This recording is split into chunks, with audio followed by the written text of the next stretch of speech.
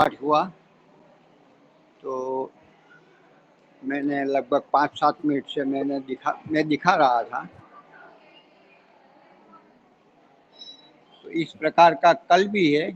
Doctor Kamlesh Shastri ji, उन्होंने भी बड़ी अच्छी तरह से समझाया आचमन का क्या अर्थ होता है, स्तुति प्रार्थना उपासना मंत्र क्या है, व्यवहारिक उपयोगिता क्या है, यज्ञ का महत्व क्या है, मंत्रों शुद्ध उच्चारण कैसे किया जाता है, इस प्रकार की बातें बताई।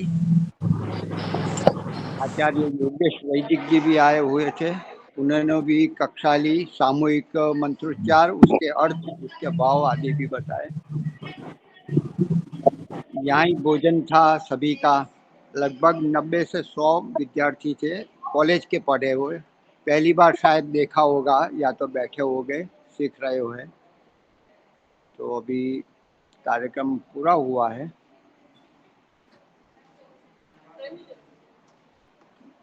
भजन गाने के लिए कोई आया हो तो प्रारंभ करे।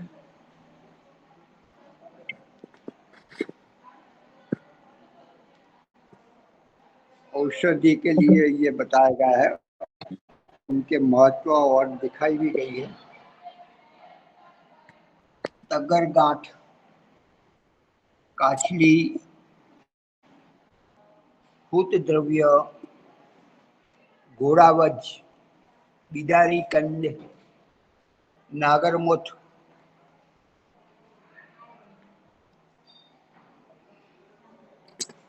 डगर फूल, करियातू, ऐसे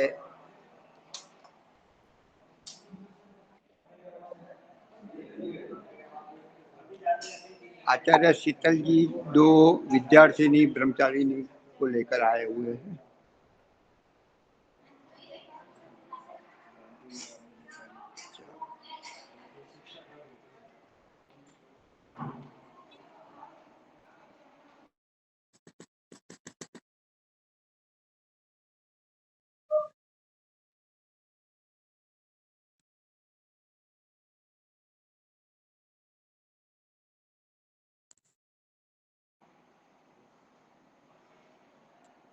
मधु माता जी भजन लेंगे ना क्या माता जी? हाँ जी बोलो। हाँ जी 1 मिनट, हम कक्षा की शुरुआत कर देते हैं। हाँ जी ठीक है। सहनावतु सहनौ भुनक्तु सह वीर्यं कर्वावहै तेजस्विनावधीतमस्तु मा विद्विषावहै। ओम शांति शांति शांति। सबको सादर नमस्ते जी। वैदिक प्रज्ञा व्याख्यान माला में आप सभी का स्वागत है।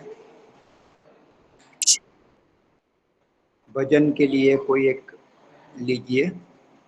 हाँ जी मधु माता जी ले रहे हैं। हाँ, मधु माता जी लीजिए आप। हाँ जी नमस्ते जी सबको जी। बातों ही बातों में बीती रे उमरिया, तुझे होश न आया यूं ही वक्त बिताया किया, हरि ना भजन ओ मेरे मन। बातों ही बातों में बीती रे उमरिया, बाल अवस्था यूं ही बिताई कि बहुत नादानी, होश रहा तुझे कुछ भी नहीं जब आई तुझ पे जवानी, वृद्ध भयो तब सूझे कछु ना, यूं ही गया तेरा यौवन बचपन ओ मेरे मन। बातों ही बातों में बीती रे उमरिया। मानव तन मुश्किल से मिला है, सबने ये ही बताया, पर तूने हीरा जन्म यूं ही कोड़ी समझ लुटाया। जान बूझ कर अपने हाथों यूं न लुटा तू अनमोल धन, ओ मेरे।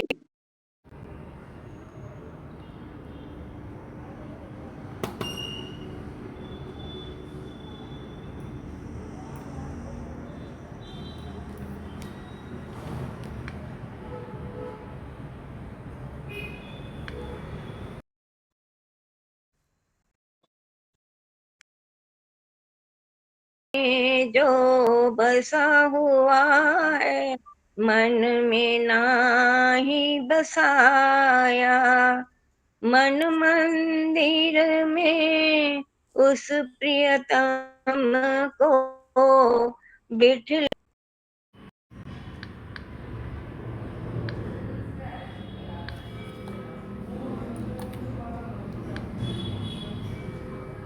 ने लग जाते हैं, छोटे छोटे मन मुटाव कितना बड़ा कारण बन जाते हैं लड़ाई का, ये आप सब देख ही रहे हैं। और चहुं ओर अशांति फैली हुई है, तो हमारा जीवन व्यर्थ चला चला जा रहा है। बिल्कुल भी इसमें हमारा कोई उद्देश्य नहीं हो रहा कि हम अपने जीवन का क्या उद्देश्य लेकर आए थे और क्या हमें कार्य करने हैं। बहुत ऐसी घटनाएं आज देखने को सुनने को मिल रही हैं जो हमारे हृदय को ऐसे द्रवित कर देती हैं। ऐसी घटनाएं जिनको सुनकर पढ़कर मन ऐसे रो पड़ता है सच में। छोटी छोटी घटनाएं होती हैं, तो हमारा जो युवा है बहुत ही गुस्से में आ जाता है, कई बार आक्रोश ऐसे बढ़ जाता है कि पता नहीं क्या हो जाता है। तो हमारा ये प्रयास होना चाहिए कि हमारा युवा जो है सही रास्ते पर चले, ईश्वर उनको सद्बुद्धि दे और हम उस परमपिता परमात्मा का सदैव धन्यवाद करते हुए अपने जीवन को सुंदर बनाने का, सफल बनाने का, सार्थक बनाने का प्रयास करें। एक पंक्ति मुनि जी हम अक्सर सुना करते थे जब हम छोटे होते थे, शायद किसी फिल्म का ही ये पंक्ति है कि मैं जिंदगी का साथ निभाता चला गया, हर फिक्र को धुएं में उड़ाता चला गया।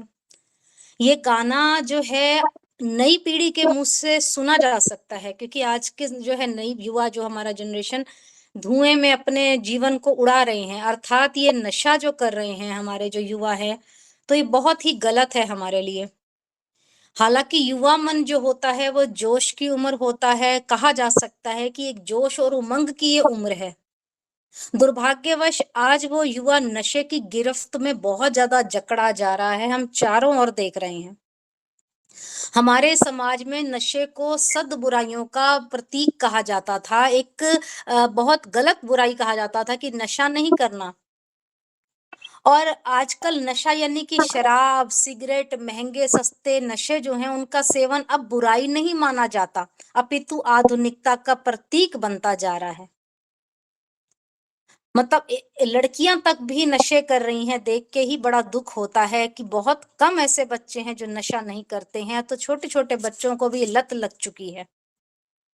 आधुनिकता का ये प्रतीक बन गया है कि आज अगर एक बच्चा कोई नशा कर रहा है और दूसरा नहीं करता, तो दूसरा बच्चा कहता है कि क्यों नहीं कर रहा, ये तो स्टैंडर्ड है भाई, तू भी पिए, हम सब पिए और हम सब पिलाएं।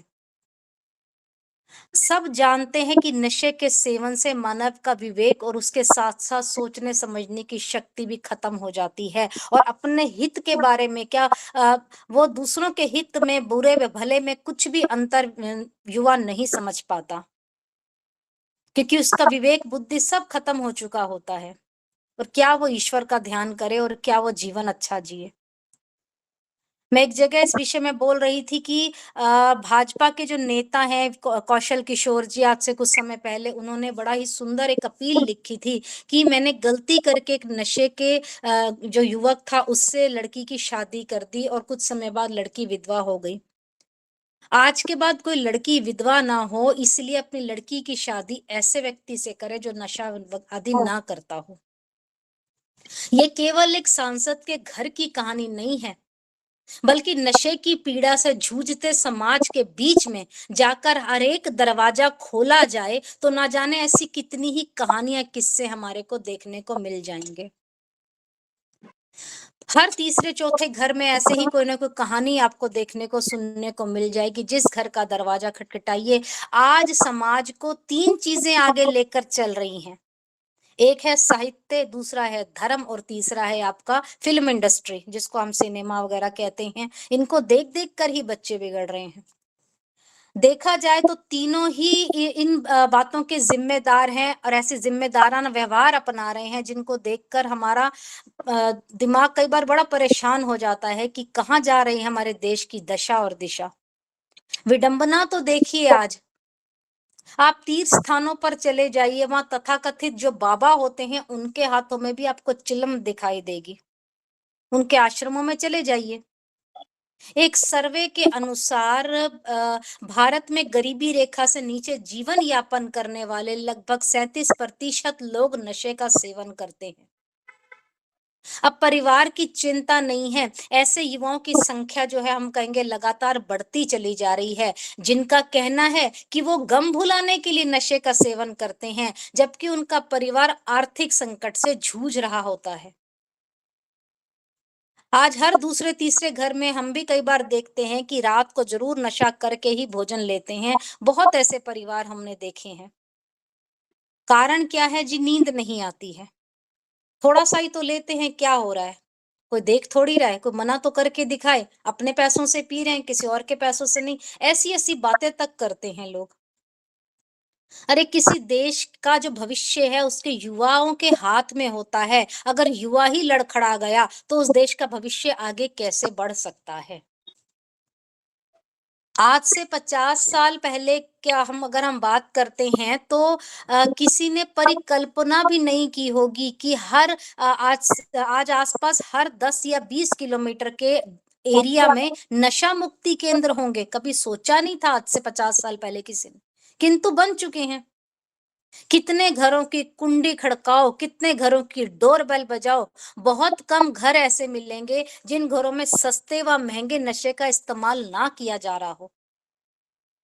जहां आज से 30 साल पहले नशा करने वालों को समाज तथाकथित रूप से स्वीकार नहीं करता था, आज क्या है, समाज में नशा करने वालों का आकार बहुत ही बढ़ता जा रहा है। आप अपने मेट्रो जो हमारी सिटी है, आप दिल्ली देख लीजिए, गुड़गांव देख लीजिए, हमारे फरीदाबाद के पास ही जो मेट्रो सिटी बनी हुई है, वहां पे बियर बार धड़ल्ले से चल रहे हैं, जिनमें बड़ी संख्या में युवक और युवती नजर आते हैं। कोई भी त्योहार हो, नया वर्ष हो या कोई ऐसा हो, पहुंच जाते हैं वहां युवक युवती, वहां पे इतने ज्यादा कि जिनकी हद नहीं। पहले से ही बुक हो जाते हैं ये सब कि नशा करेंगे और पूरी रात अपनी खराब करेंगे। और वैसे समय नहीं है, किसी समस्या पर विचार करने का समय नहीं, किसी बड़े बुजुर्ग की सेवा करने का समय नहीं, और किसी की वैसे सहायता, किसी के लिए अच्छे कुछ कार्य करने का समय नहीं है, परंतु अपने जीवन को नशे के इसमें धुएं में उड़ाने का समय है। आज की भागदौड़ वाली जिंदगी में अगर हम युवा हो रहे बच्चों पर ध्यान नहीं देंगे ना, तो हमारे जो घातक परिणाम हमारे सामने ही हमारे को नजर आ जाएंगे।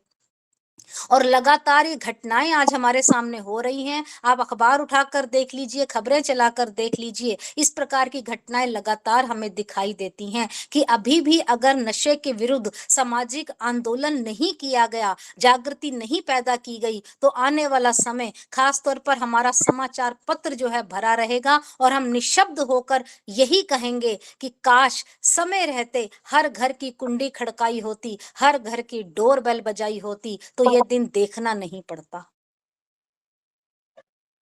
महर्षि दयानंद जी महाराज ने गो करुणा निधि जो पुस्तक बड़ी सुंदर लिखी, उन्होंने उसमें लिखा कि नशा करने वाला नशे के कारण मंद बुद्धि होकर अकर्तव्य कर लेता है और कर्तव्य को छोड़ देता है। इसलिए नशा अर्थात मद्य जो हमारे सेवन के जो पदार्थ हैं, उनका हमें सेवन नहीं करना चाहिए। जो अभक्ष्य पदार्थ हैं उनका सेवन बिल्कुल नहीं करना चाहिए। कितना भी मना कर लो, आज के युवा कई बार मानते नहीं है, जिद आ जाती है उनको।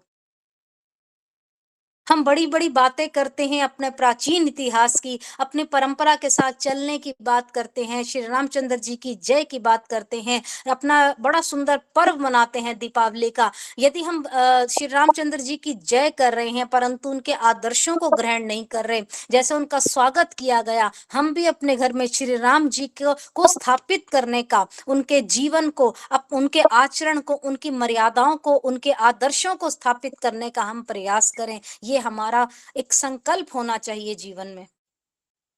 हम लोग दीपावली के विषय में जब हम बोलते हैं तो ऋषिवर देव दयानंद जी महाराज ने उस दिन अपना जीवन उनका समाप्त हुआ। वेदों का प्रकाश करने वाले ऋषिवर दयानंद जी को भी हम याद करते हैं, निर्माण दिवस उनका मनाते हैं, दीपावली जैसा पर्व मनाते हैं। बड़ा दुख होता है कि हम उनके आचरणों को, उनकी शिक्षाओं को छोड़कर हम लोग नशा कर रहे होते हैं, केवल खाना पीना इस प्रकार का त्योहार कर देते हैं कि बस नशे की लत में हमारा युवा डूबा हुआ है। आज हमारे घरों में सबसे बड़ी जो पूंजी, हमारी सबसे बड़ी लक्ष्मी, हमारा ऐश्वर्य, हमारे कृषि से प्राप्त होने वाला जो अनाज है और हमें ज्ञान देने वाले जो हमारे ऋषिवर देव दयानंद जी, जिन्होंने आधुनिक युग में, जिनका हम निर्माण दिवस भी मनाते हैं, एक संकल्प दिवस के रूप में हम उसको आयोजित करते हैं, परंतु हम संकल्पित नहीं होते कि हम उनकी शिक्षाओं को अपने जीवन में उतारेंगे। श्री राम जी के नारे खूब लगाते हैं, हाथ में झंडे लेकर बाइकों पर सवार होकर लंबी लंबी रैलियों में चले जाते हैं, उनके नारे लगाकर उनकी जय जयकार तो करते हैं, परंतु उनके बताए आदर्शों पर चलने को कोई तैयार नहीं है। हम ऋषिवर देव दयानंद जी, जिन्होंने वेदों की ओर लौटने का हमें नारा दिया, वेदों की ऋचाओं से हमारे को जोड़ा, मर्यादा पुरुषोत्तम श्री राम के आदर्शों से जोड़ा, योगेश्वर श्री कृष्ण को आप्त पुरुष कहकर जिस गौरवशाली इतिहास का हमारे को स्मरण कराया, उस दयानंद जी को हम विस्मृत ना होने दें, उनको भूले नहीं हम। अभी पिछले ही माह हमने उनका जन्म दिवस मनाया। हम उनके इन दिन को हम कभी भूले ना, उनके ऋण से उऋण होने का हम प्रयास करें। और कोई भी यदि हम पर्व मनाते हैं, किसी भी पर्व में हम अपने घर की सफाई करते हैं, अपने आसपास की सफाई करते हैं, तो प्रसन्नता के साथ, हर्ष के साथ, उल्लास के साथ जिस प्रकार घर की सफाई की जाती है उन पर्वों पर, उसी प्रकार अपने मस्तिष्क की भी हम सफाई करें। आगे आने वाले जो हमारे जीवन में क्रोध है, ईर्ष्या है, द्वेष है, उसको भी हम साफ करें, बुराइयों को भी हम दूर करें। संकल्प लें कि मिलकर सब चलेंगे, इन परंपराओं को अच्छे तरीके से निभाएंगे, इन पर्वों को प्यार से मनाने का हम प्रयास करेंगे, जाति भात के भेदभाव से ऊपर उठेंगे, प्रत्येक घर में दीपक जलेंगे, प्रत्येक घर में यज्ञ होगा और सबका साथ सबका भला, ये संकल्प हमारा होगा। तो हमारा जो युवा है सही रास्ते पर चलने का प्रयास करे। पर हम इस कार्य को करें तब ना, हम केवल पीछे हट जाते हैं जहाँ इस प्रकार का कार्य करना होता है। केवल दिखावे के लिए हम जुड़ते हैं, परंतु जहाँ युवाओं को दिशा निर्देश करने का समय आता है, वहाँ हम अपने आप को हटा लेते हैं कि कौन इनको समझाए, युवा नहीं समझेगा। परंतु यदि हम प्रयास करते रहें, हम दयानंद जी महाराज के बताए जो हम उनके जो वेदों की बातें हैं उनको अपने बच्चों को समझाएं, तो अवश्य उन पर प्रभाव अवश्य होगा, कुछ ना कुछ जरूर उन पर प्रभाव होगा। तो इसीलिए बच्चों को बचपन से ही स्वाध्याय की, संध्या की, हवन की, जो एक अच्छे उत्तम संस्कार हैं, उनसे हम जोड़ने का प्रयास करेंगे, तो हमारा युवा नहीं भटकेगा। बढ़ते हुए बच्चे जो हैं हमारे वेद की राह पर चलेंगे, ये हमारा संकल्प होना चाहिए। तो हम प्रार्थना करें ईश्वर से कि उनको अच्छी बुद्धि दें हमारे युवाओं को, और जो रास्ता दयानंद जी महाराज हमें दिखा कर गए हैं, उस रास्ते पर हम स्वयं चलें, अपने उन राम जी के आदर्शों पर और श्री कृष्ण जी के आदर्शों पर अपने बच्चों को भी चलाने का प्रयास करें। हर पर्व का उनको महत्व बताएं, नशे से उनको दूर रखने का हम एक संकल्पित उनको करने का प्रयास हम करें। कुछ थोड़े से मन के विचार, मन की ऐसी दुखद बातें जिनको देखकर कुछ बताने का भी मन करता है कि हमारा जीवन कैसा होना चाहिए। आर्य समाज का जो मंच होता है आर्य बंधुओं, उसमें वेदों की बातें अवश्य की जाती हैं, क्योंकि ये मंच ही ऐसा है। तो जब तक हमारा जीवन उत्तम नहीं होगा तो हमारे ऊपर वेद मंत्र भी कोई असर नहीं करेंगे। मैं तो ये कहूंगी, पहले अपना जीवन सुंदर बनाइए, अपने युवाओं को वेदों की ओर लौटने का भी नारा उनको दीजिए, और वेदों की गूंज चारों तरफ हो, ये हमारा प्रयास पहले स्वयं का होना चाहिए। तब जाकर हमारा घर वेदमय, योगमय बन सकता है। हम स्वयं स्वाध्यायशील होंगे तो हमारे बच्चे भी हमें देखकर स्वाध्याय करेंगे। तो छोटे-छोटे विचार हैं, हम सब जानते हैं और मननशील हम व्यक्ति हैं तो सब इस और हम लोग ध्यान देंगे, हमारा संकल्प रहेगा। तो आइए धन्यवाद करेंगे ऋषिवर देव दयानंद जी को कि 2 पंक्तियाँ उनके लिए मैं कहकर उनका भी धन्यवाद करूँगी कि उन्होंने हमें ऐसा वेद का राह दिखाया कि हम गलत रास्ते पर ना चलकर अभक्ष्य पदार्थों को छोड़ के अब हम अच्छे पदार्थों की ओर सब लौटें, ये उनका भी बारंबार धन्यवाद। ए दयानंद तुम्हें मेरा सौ सौ नमन, तुमने ही भर दिया खुशियों से ये चमन। हम ऋणी हैं तुम्हारे सदा के लिए, हम ऋणी हैं तुम्हारे सदा के लिए।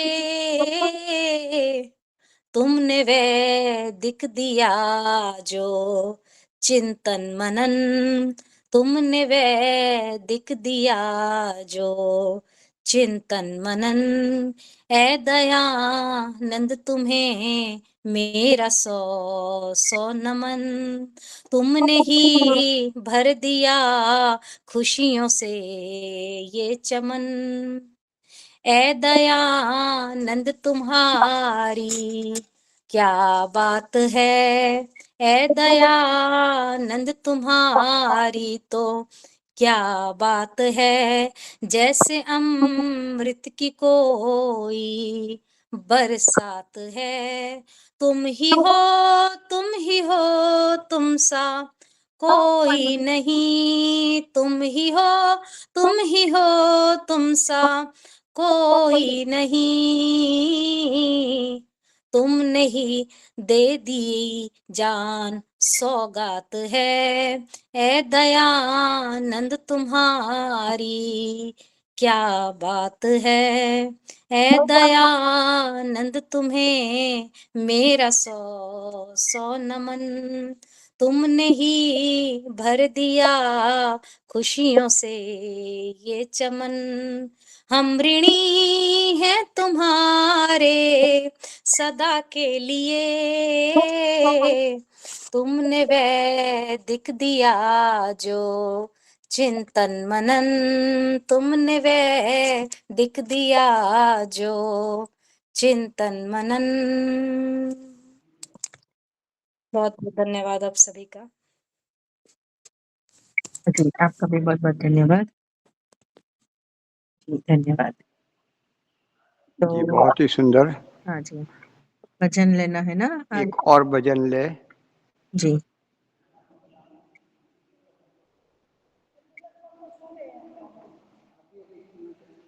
माता जी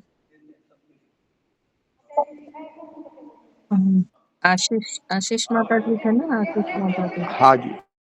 माता जी भजन लेना है, कहाँ गए? ओम, मेरी आवाज आ रही है? हाँ जी, आ रही है मुनि जी।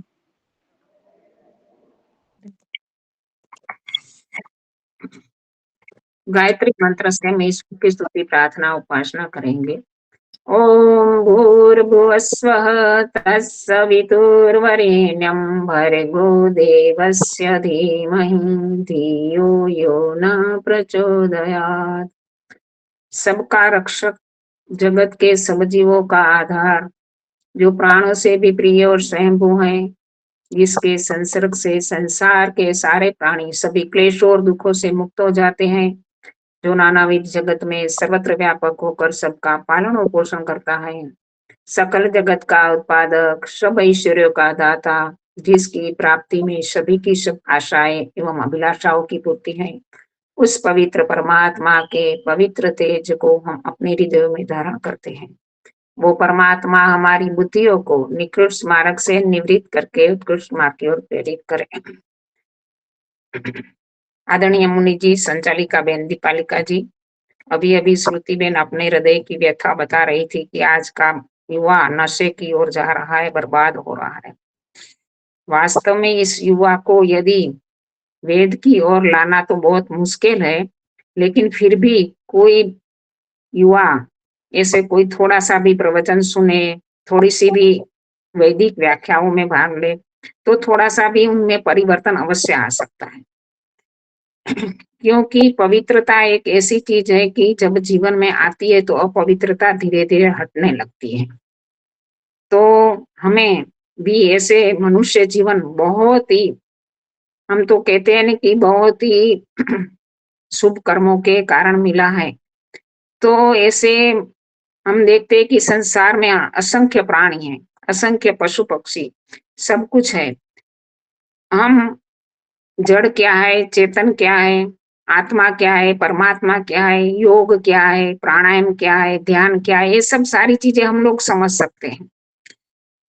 यदि इस दूसरी योनियों में रहने वाले प्राणी कोई भी इस सारी चीजों में से कुछ एक अक्षर मात्र उसका समझ सकते नहीं है, उसका उसको ध्यान भी नहीं है बिल्कुल। यदि हम भी इन सारी चीजों को समझते हुए भी इनको करेंगे नहीं, अपने जीवन में लाएंगे नहीं, आज माता पिता के जीवन में यदि इन चीजों को आएगी तो घर में अवश्य ही उनके बच्चों पर भी प्रभाव पड़ेगा, विवाहों पर भी प्रभाव पड़ेगा। और यदि हम इन चीजों को नहीं लाएंगे तो खाना पीना, बैठना उठना, फरना घूमना, ये तो सब पशु भी करते हैं, हमारे में पशुओं में अंतर ही नहीं रहेगा। तो ये मनुष्य जीवन पाकर भी हम इन चीजों को अपने जीवन में नहीं ला रहे हैं तो हम वास्तव में उपनिषद के शब्दों में कहे तो महती विनष्टि, आगे जाके महान विनाश है। तो परम पिता परमात्मा से तो हमें बहुत सारी चीजें प्राप्त होती है, ज्ञान बल विद्या आदि सब कुछ, पर एक ही उनका क्राइटेरिया है कि पवित्रता। यदि हमारे जीवन में देखना सुनना खाना पीना सब में जो पवित्रता आ जाएगी तो अवश्य ही परमात्मा की उपासना करने के हम योग्य बन जाएंगे। तो हमें भी अपने जीवन में पवित्रता लानी चाहिए। अब मैं एक थोड़ा सा महिला दिवस आ रहा है तो उसके विषय में थोड़ी सी अपने विचार रखना चाहूंगी कि आज हम समाज में बहुत प्रकार के दिन मना रहे हैं, जैसे Mother's Day, Father's Day, Teachers' Day. अभी अभी तो मैंने पेपर में एक डे ऐसा भी पढ़ा था कि एप्रिसिएट डे, यानी दूसरों के कोई भी गुण है, कोई भी अच्छी चीज कर रहा है दूसरा व्यक्ति तो उनको एप्रिसिएट करना, यानी उसकी प्रशंसा करना, उसकी कदर करना। तो इन सारे डे, इतने सारे डे है कि हम ऐसा लगता है कि हर वीक में कोई ना कोई डे आ ही जाता है। तो ये सारे डे मनाने के पीछे का उद्देश्य क्या है? तो क्या माता पिता को हम याद नहीं रखते हैं? ये केवल मदर्स डे के दिन ही माता को याद करते हैं, फादर्स डे के दिन ही पिता को याद करना है? ऐसे हम कहते हैं ना कि श्रावणी पर्व हम मनाते हैं, तो श्रावणी पर्व में हम क्या करते हैं? रक्षाबंधन के दिन हम यज्ञोपवीत बदलते हैं। तो कहा गया कि उसी दिन ही क्यों, एक ही दिन यज्ञोपवीत बदलना है, क्योंकि यज्ञोपवीत से जो व्रत हमने लिए थे वो हमारा मनुष्य का स्वभाव है कि वो भूल जाते हैं हम लोग। व्रतों के में शिथिलता आ जाती है, तो इस शिथिलता को दूर करने के लिए इस प्रकार के हम जब उसका नवीनीकरण करते हैं तो ये इस प्रकार का बोध मिलता है कि हमें इस शिथिलता दूर हो जाए।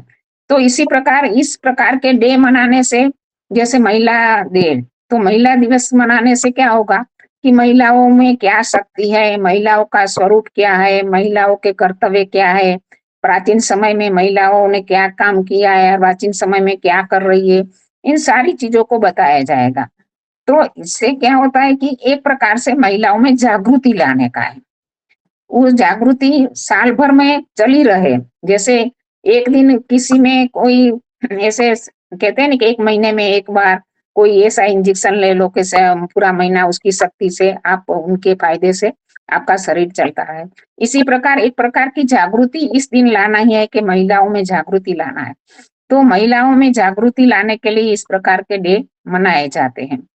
तो हम महर्षि दयानंद को कैसे भूल सकते हैं, क्योंकि महिलाओं को में जागृति लाने के लिए महर्षि दयानंद ने जो कुछ किया है तो हम उनके ऋणी हैं।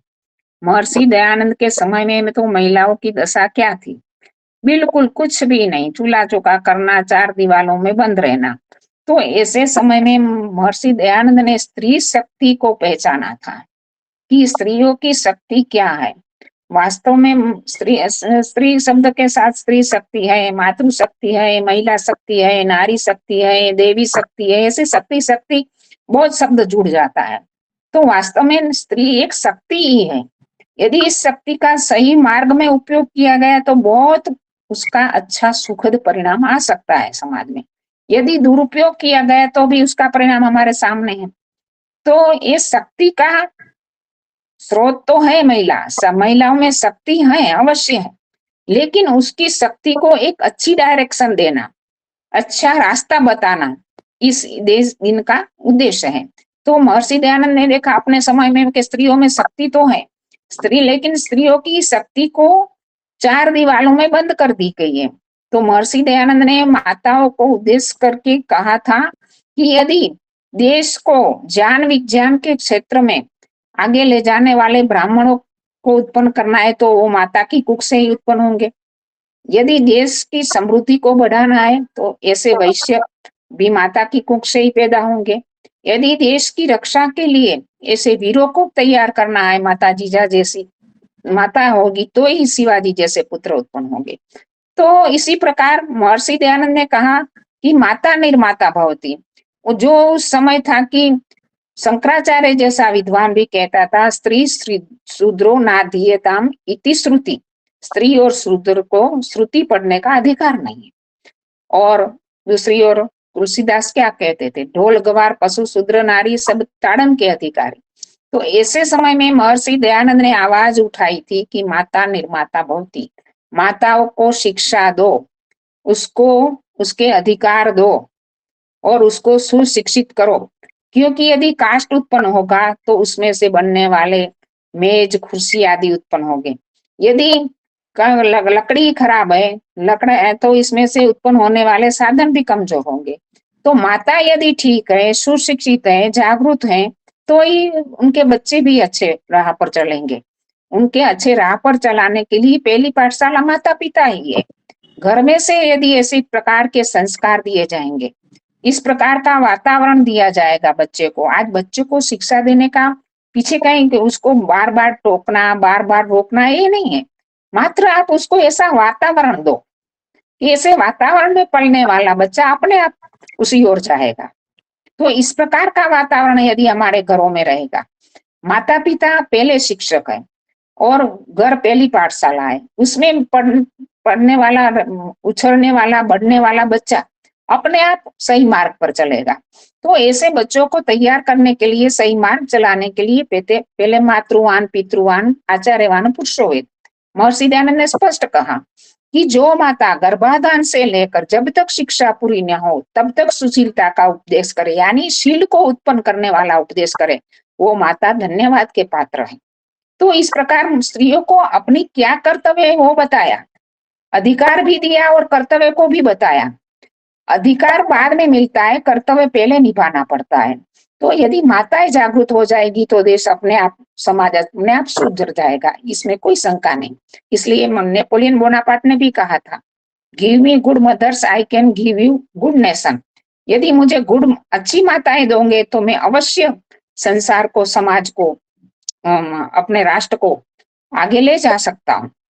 तो हमारे दायित्व कितना है। तो हमारे प्राचीन समय में हम कहते हैं कि वेदों का मंत्र पढ़ते हैं, वेदों के मंत्र का दृष्टा, मंत्र दृष्टा ऋषि थे। इसी प्रकार ऋषिकाएं भी थी। ऐसा नहीं था कि केवल ऋषियों ने ही मंत्र दृष्टा थे, ऋषिकाएं भी मंत्र दृष्टा थी। और इसी प्रकार हमारी प्राचीन समय में हम देखे तो गार्गी कितनी बड़ी विदुषी थी, जो आज्यवल्क जैसे ऋषि के साथ शास्त्रार्थ करती थी। मंडन मिश्र की पत्नी भारती देवी शंकराचार्य जैसे विद्वान और मंडन मिश्र के साथ हुआ शास्त्रार्थ में अध्यक्षता करने वाली, यानी निर्णायक की भूमिका निभाने वाली। निर्णायक की भूमिका कौन निभा सकता है, जिसमें दोनों शास्त्रार्थ करने वाले से समान या उससे ज्यादा ज्ञान हो, वो ही उसका निर्णय कर सकता है। तो भारती देवी थी। तो ऐसे लोपामुद्रा, सची आदि कई हमारी विदुषी माताएं हुई है उसी समय में। और ऐसे ही हमें कहे तो वीरांगनाएं भी हुई है। महारानी लक्ष्मीबाई को कौन नहीं जानता, जो अंग्रेज सेना को गाजर मूली की तरह काटती गई और अंग्रेज सेना अपना उसको देख कर आश्चर्यचकित हो जाती थी, इतनी वीरता थी। और पद्मिनी को कौन नहीं जानता है, अपने चरित्र की रक्षा के लिए और अपने पति को जब ऐसे अलाउद्दीन खिलजी धोखे से उनको कैद कर लिया, तो उसको अपनी उनकी कैद से, शत्रु की कैद से निकालने वाली भी पद्मिनी थी। और अपनी जो चतुराई से उन्होंने जो विलक्षणता से जो काम किया था वो पद्मिनी, वो बहुत ही अपने चरित्र की अंत में जब लगा कि मैं अब दुश्मन के हाथों मुझे जाना नहीं है, लेकिन 16,000 रानियों के साथ वो अपना सतीत्व की रक्षा के लिए, अपने चरित्र की रक्षा के लिए सती हो गई और लिख गई कि ये शिकार है शेरों का, कुत्तों का काम नहीं। ऐसी बहादुर रानी और पन्नाधाय राजवंश की रक्षा के लिए अपने पुत्र की कुर्बानी देगी। उन सबके सामने एक बड़ा लक्ष्य था। यदि आज की स्त्री के सामने भी कोई बड़ा लक्ष्य हो, अपने चरित्र की रक्षा का, अपने देश की रक्षा का, अपने धर्म की रक्षा का, तो अवश्य ये ऐसा काम कर सकती है। और आधुनिक युग में भी हम कई स्त्रियों को ऐसा देख भी सकते हैं कि आधुनिक युग में भी हम देखते हैं नहीं कि हमारे इतिहास में भी ऐसे साइंस के फील्ड में भी अवकाश यात्री के रूप में कल्पना चावला, सुनीता विलियम जैसी वैज्ञानिक अवकाश यात्री स्त्रियां भी गई है। और ऐसे भी हम देखते हैं कि इंदिरा गांधी, जिन्हें 15 साल तक भारत का नेतृत्व किया है, ये कोई कम बात है। और आईपीएस की परीक्षा पहले क्लास में पहले नंबर पर पास करने वाली किरण बेदी, जो कोई आईपीएस बनने के लिए स्त्री की कोई औकात नहीं थी, ऐसे समय में उसने आईपीएस की परीक्षा पास करके आईपीएस का अपना काम जो निभाया था वो बेखूबी था। और उसको देखकर बहुत ही लोगों ने उसकी प्रशंसा की थी। सुषमा स्वराज और हमारे जो प्रतिभा पाटिल और विजयालक्ष्मी पंडित, जिन्होंने उनका नेतृत्व संभाला था। और इसी प्रकार के भारत की अनेकों स्त्रियां हैं जिन्होंने आगे चलकर एक से बढ़कर एक काम किया है। और इसी प्रकार स्पोर्ट्स के क्षेत्र में भी कई महिलाएं आगे बढ़ी है। तो हमारे आसपास भी इस प्रकार की कई महिलाएं हैं। जैसे हम कई महिलाओं को तो हम देखते नहीं, लेकिन ऐसा है कि 2,000 रुपया कमाती है और अपने पति को भी पालती है, परिवार को भी पालती है। क्यों? क्योंकि पति शराबी है, जुआरी है, लेकिन उसको छोड़कर भी कहाँ जाए, लेकिन प्रसन्नता से अपना घर चलाती है और काम करके अपना जीवन गुजारती है। इसी प्रकार कई प्रकार की महिलाएं हैं कि जैसे एक महिला जिसका नाम था मणिबा, उसका पति गुजर गया, पुत्र इतना शौक से ये हो गया कि नहीं बोलता था, नहीं कुछ खाता पीता था, तो उसको लगा कि उसको एक पति तो गया है, लेकिन मैं दूसरों को भी घुमा दूंगी। तो उसको डॉक्टर के पास ले गई और उसकी सारवार के लिए, क्योंकि उसके समय में क्या था कि गांव में बाहर निकलना मनाही था, क्योंकि यदि पति गुजर गया है तो 1 महीना तक स्त्री बाहर नहीं निकल पाती थी। ऐसी कुरीतियों के समय में भी वो स्त्री स्वयं बाहर निकलकर अपने पुत्र की सारवार करवाती है और समझती है कि यदि मैं नौकरी पर नहीं जाऊंगी तो सारवार कैसे कर पाऊंगी। तो 12 दिन को तो क्या 4-5 दिन में ही वो बाहर निकल कर अपना काम करने लगी, क्योंकि समाज की परवाह करेगी तो अपना परिवार का क्या होगा। तो इन कुरीतियों से यदि जूझना है तो स्त्री को भी आगे आना ही पड़ेगा, क्योंकि इस प्रकार की कुरीतियों को नहीं छोड़ेंगे तो उनके वश में बंधन में से छुड़ाने वाला कौन? समाज तो हमें छुड़ाएगा नहीं, हमें स्वयं उसके लिए आगे आना पड़ेगा। तो हमारे आसपास भी कई स्त्रियां हैं कि जो एक स्त्री का शक्ति का स्वरूप है। वास्तव में हम नवरात्रों में शक्ति स्वरूपा माँ काली का, माँ दुर्गा का, माँ सरस्वती का आदि का पूजन करते हैं। तो माँ काली कौन है? माँ काली वो है कि जो अंधश्रद्धा, अंधविश्वास, पाखंड आदि को दूर करने वाली हो। तो ऐसे पाखंडियों का हमें सटीक से जवाब देना चाहिए। उसका एक उदाहरण मैं दूं तो एक ब्रिगेडियर था, उसने अपनी पुत्री को बड़ा अच्छी प्रकार से पाला था। वो पढ़ाया लिखाया, संस्कार दिया और आर्य समाजी था। तो आर्य समाज के सत्संगों में भी ले जाता था, वो अच्छा सा स्वाध्याय भी करती थी, तो अच्छे से संस्कार भी बनाया था। तो इसी प्रकार उसने उसका विवाह करवाया, लेकिन वो क्योंकि विवाह एक ऐसा संबंध होता है कि उसमें यदि महर्षि दयानंद ने यहाँ तक कहा है कि वो बहुत ही महत्वपूर्ण पार्ट है विवाह, और वर वधू की पसंद की एक बहुत ही इम्पोर्टेंट है। कोई निर्णय यदि हमारा गलत हो गया तो इस निर्णय के परिणाम जीवन भर भुगतना पड़ता है।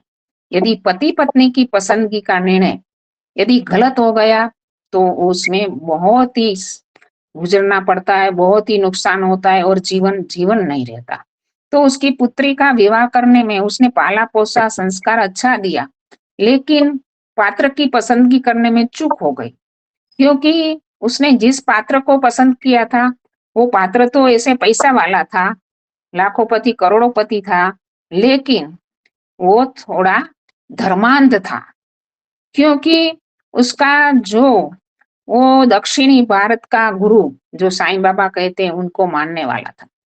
तो वो पुत्री तो गई उसके घर, तो उसको यही बाबत हर बार उसको कहा जाता था कि उसको माने, उसको जाने, और अपना जो विचार था, अब तक उसने जो जाना था, अब तक जो संस्कार पाए थे वेद के, आर्य समाज के, वो उसके अनुसार उसको कुछ भी करने नहीं दिया था। बेटी बेचारी बहुत ही अंदर के अंदर कोसती थी अपने आप को, और अपने पिता को भी कोसती थी कई समय के, मुझे ऐसे घर में देना था तो पहले ऐसे संस्कार दिए ही क्यों। तो अपने माता पिता को भी कहती थी, लेकिन माता पिता के पास दूसरा तो कोई उत्तर होता नहीं, उन्होंने वो कहते रहते एडजस्टमेंट, एडजस्ट करो, अभी तो यही है रास्ता, दूसरा कोई रास्ता नहीं है। तो बेटी बिचारी करे तो क्या करे, लेकिन वो भी बड़ी चतुर थी, होशियार थी, ऐसे हार मानने वाली नहीं थी। एक दिन उसने गुरुजी के पास ले जाना सोचा, क्योंकि घर में ना कोई यज्ञ होता है, ना कोई ध्यान उपासना होती है। वो जो करके आई थी, जो सत्य बात को वो जान के आई थी, वो सत्य चीजों को जिसने अपने तक अब तक के जीवन में अपनाया था, वो चीज छोड़कर असत्य की ओर झुकना बहुत कठिन होता है। तो वो बेटी करे तो क्या करे, उसने गुरुजी के पास ले जाया गया। वहां 2 लाइनें थी, एक लाइन में पुरुष को खड़ा रहना था और एक लाइन में स्त्रियों को खड़ा रहना था। लेकिन वो बेटी बड़ी चतुर थी, होशियार थी, उसने कहा कि नहीं, मैं मेरे पति के साथ ही खड़ी रहूंगी। तो अंदर जाने से पहले रोका गया, एक कौन है, उसको साथ नहीं ले जाए। तो उसने कहा ये मेरा अंगरक्षक है, मैं उनके साथ ही जाऊंगी, जाऊंगी तो उनके साथ ही जाऊंगी। और अंदर से भी आवाज दी आने दो। तो गुरुजी के सामने गए, गुरुजी ने अपनी गुरुपद में जो था उसने कहा, उस बेटी को भी कहा कि बोलो, उनको नमन करो। उसके पति ने कहा गुरु को नमन करो और जो बुलाए वो बोलना है। तो गुरु ने बोला तन मन धन सब गुरु को अर्पण। तो बेटी ने कहा कि नहीं, मैं नहीं बोल सकती है। क्यों? क्योंकि मेरे विवाह संस्कार में जो आचार्य आए थे उन्होंने अग्नि की साक्षी में और आचार्य की साक्षी में मुझे बुलवाया है कि मेरा तन मेरे पति को अर्पण है, उसके सिवाय दूसरा किसी को भी नहीं दे सकती। तो उस गुरु ने के सामने बोलकर उसने कहा यदि ये मेरा पति है, उनकी ओर इशारा करके कहा, वो जो कहे तो मैं आपको दे सकती हूँ। तो उसके पति की ओर इशारा करके बोला कि वो गुरु कह रहा है मेरा तन मन धन उसको अर्पण क्या मैं कर दूं। तो उसका पति तो काटो तो खून ना निकले, इस परिस्थिति आने का उसको संभावना ही नहीं थी कि ऐसा होगा।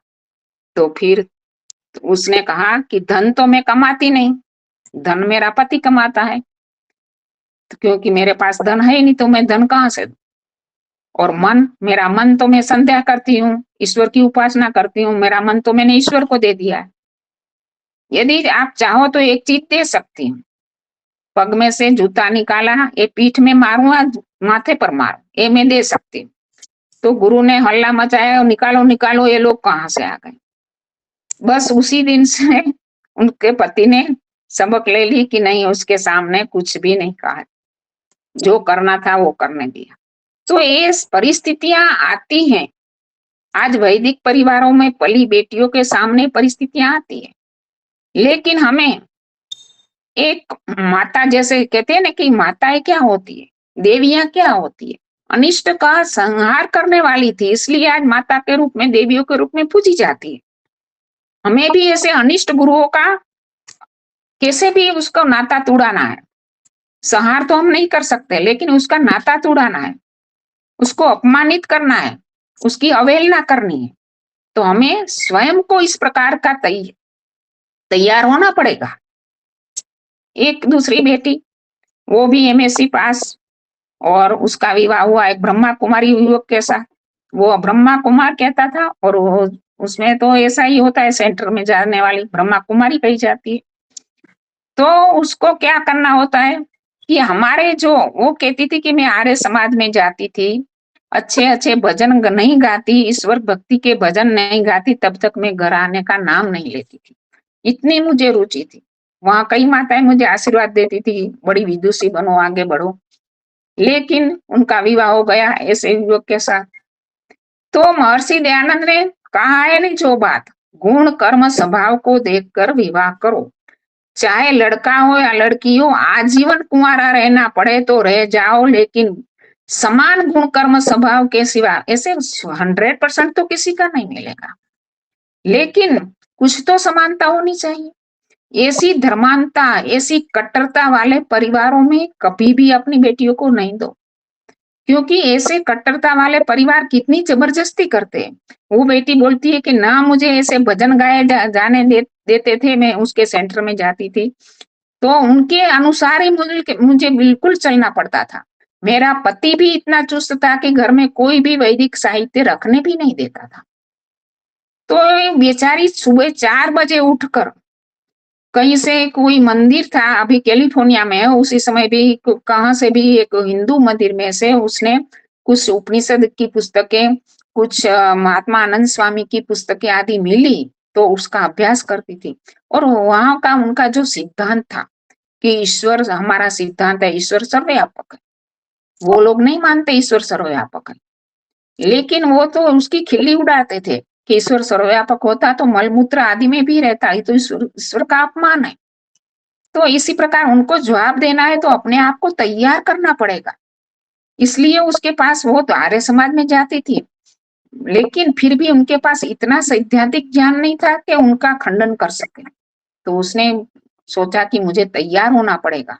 सुबह में 4 बजे उठकर ऐसी पुस्तकें पढ़ती थी, क्योंकि पति से चोरी छुपी पढ़ना है, और इसे इंटरनेट से कई वेद भाष्य, ऋग्वेद भाष्य का एक एक मंत्र 1-1 घंटा पढ़कर उसमें ईश्वर की सर्वव्यापकता किस प्रकार सिद्ध की जाए, वो सारा उसने बहुत अध्ययन किया।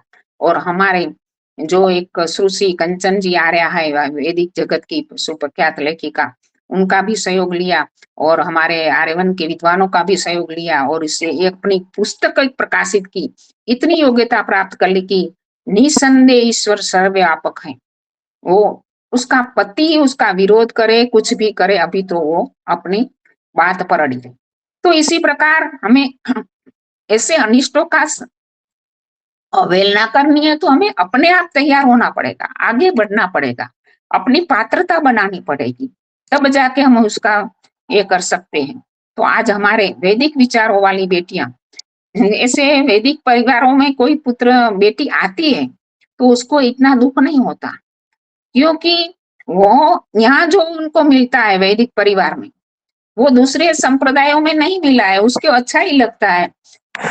तो हमें ये बातों को महिला दिन के दिन हमें ये भी बातें याद रखनी है। और महर्षि दयानंद ने जो बातें बताई कि 16 वर्ष की आयु स्त्री की होनी चाहिए और 25 वर्ष की आयु पुरुष की होनी चाहिए, उसी समय जो बताया था, दोनों में इतना अंतर बताया। आज तो समकक्ष उम्र के वाले में विवाह हो जाता है, 24-25 साल का हो, दोनों 25 साल के हो तो भी चला लेते हैं।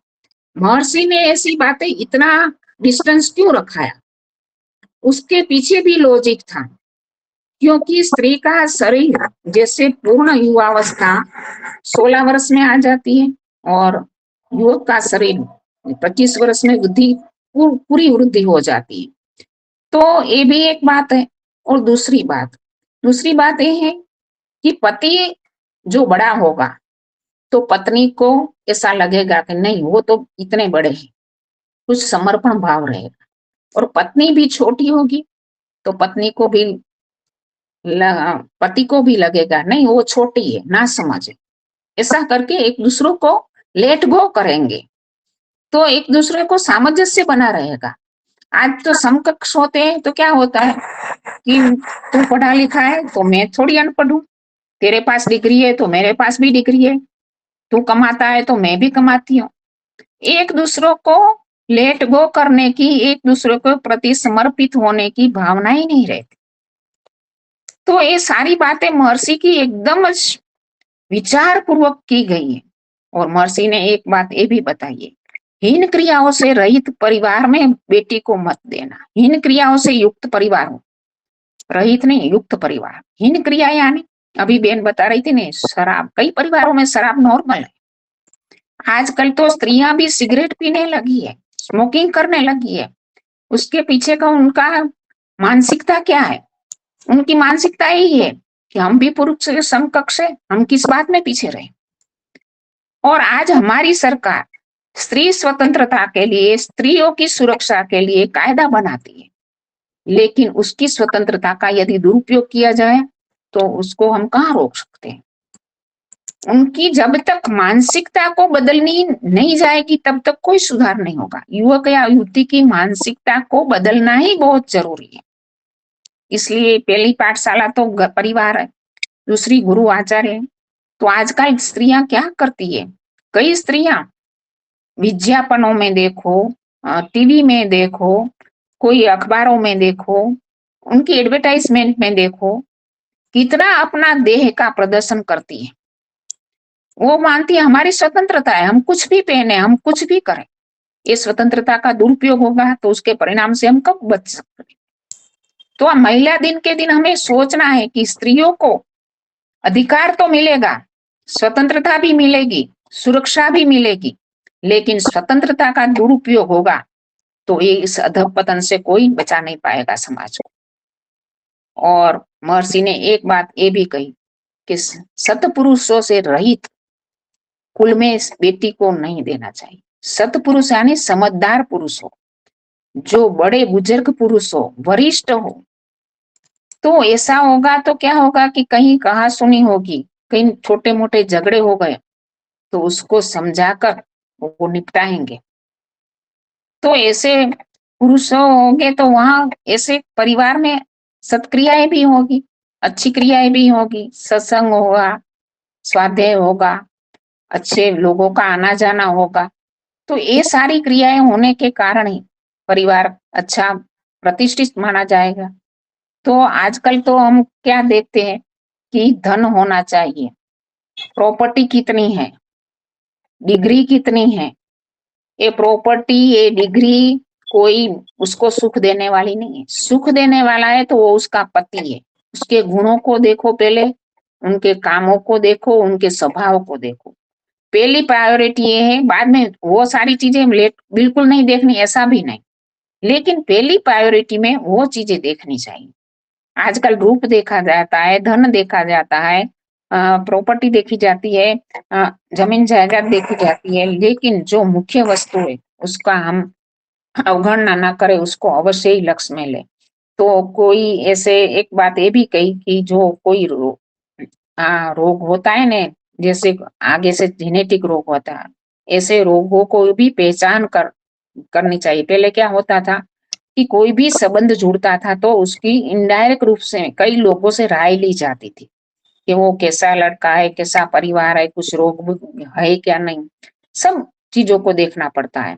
तो इसी प्रकार से संबंध, जब गृहस्थ जीवन को सुखी बनाना है तो गृहस्थ के दोनों पहिए भी समान होने चाहिए, समान विचार वाले होने चाहिए। तेरा विचार, हम जैसे विवाह संस्कार में बताया जाता है ना कि तेरा हृदय मेरा हृदय, तेरा विचार मेरा विचार। एक दूसरों के विचारों को, एक दूसरों की भावनाओं को समझने वाले होने चाहिए। जब एक दूसरों की इच्छाओं को समझेंगे, एक दूसरों को, पति पत्नी की इच्छाओं को समझेगा, पत्नी पति की इच्छाओं को समझेगी, तो एक दूसरों के प्रति भाव रहेगा। राम प्रसाद वेदालंकार जी एक आर्य जगत के बड़े विद्वान हुए।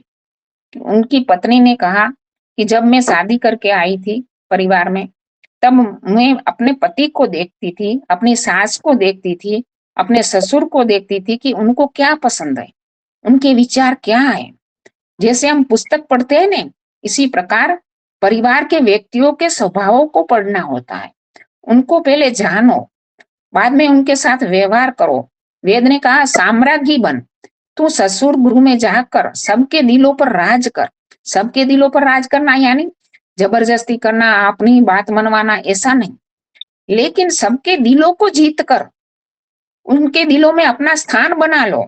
उनको कैसे जीता जाएगा? पहले ही जाके हम ऐसा कहेंगे नहीं ये ठीक नहीं है, हमारे यहाँ तो यही चलता है, हम यही करेंगे, ये नहीं होता।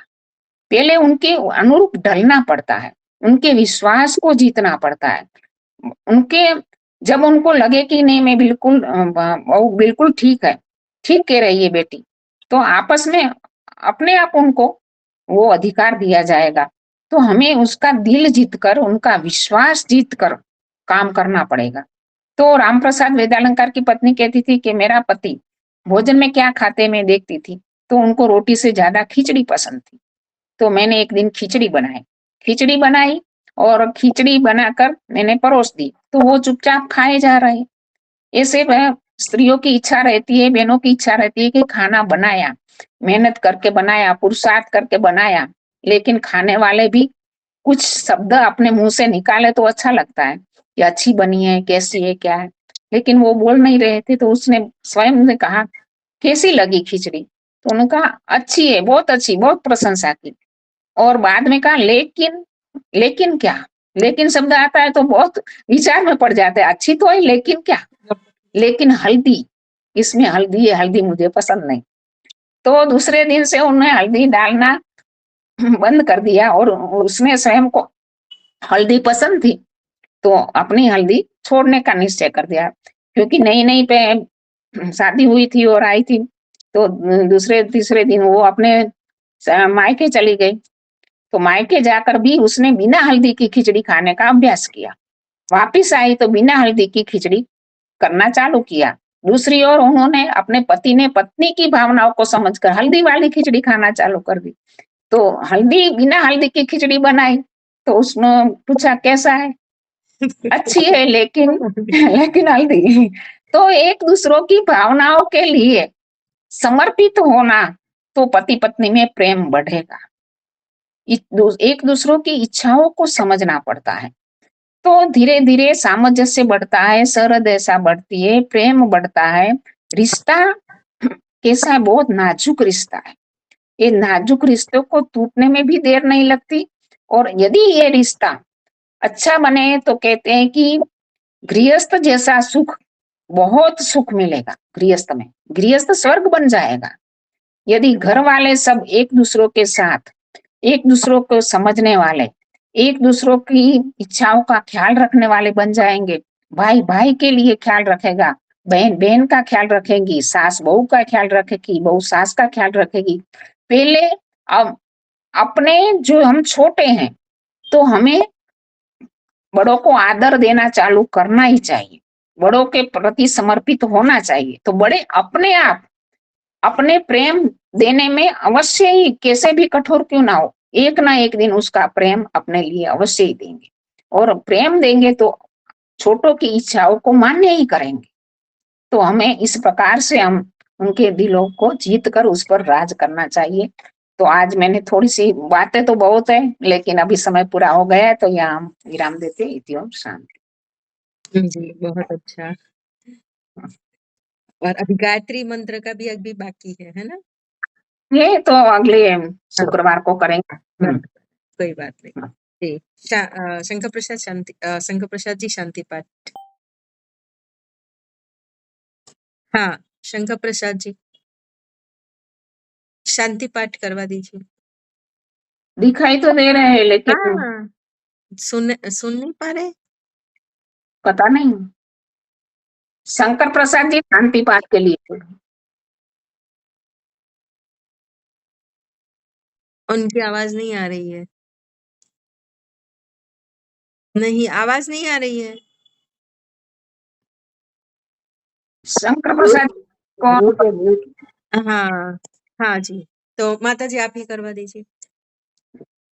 ॐ द्यौ शान्तिरन्तरिक्षं शान्तिः पृथिवी शान्तिरापः शान्तिरोषधयः शान्तिः वनस्पतय शान्तिर्विश्वे देवा शान्ति ब्रह्म शान्तिः सर्वं शान्ति शान्तिरेव शान्ति सामा शान्तिरेधि ओम शांति शांति शांति। जो बोले सो भय। सत्य सनातन वैदिक धर्म की जय हो। मर्यादा पुरुषोत्तम श्री भगवान रामचंद्र की जय हो। माता सीता की जय जय हो। भगवान श्री कृष्ण महाराज की जय हो। ईश्वरी रुक्मणी की जय हो। गुरुवर महर्षि दयानंद महाराज की जय हो। इस पर जय हो। आर्य समाज की ज्योति चलती रहे।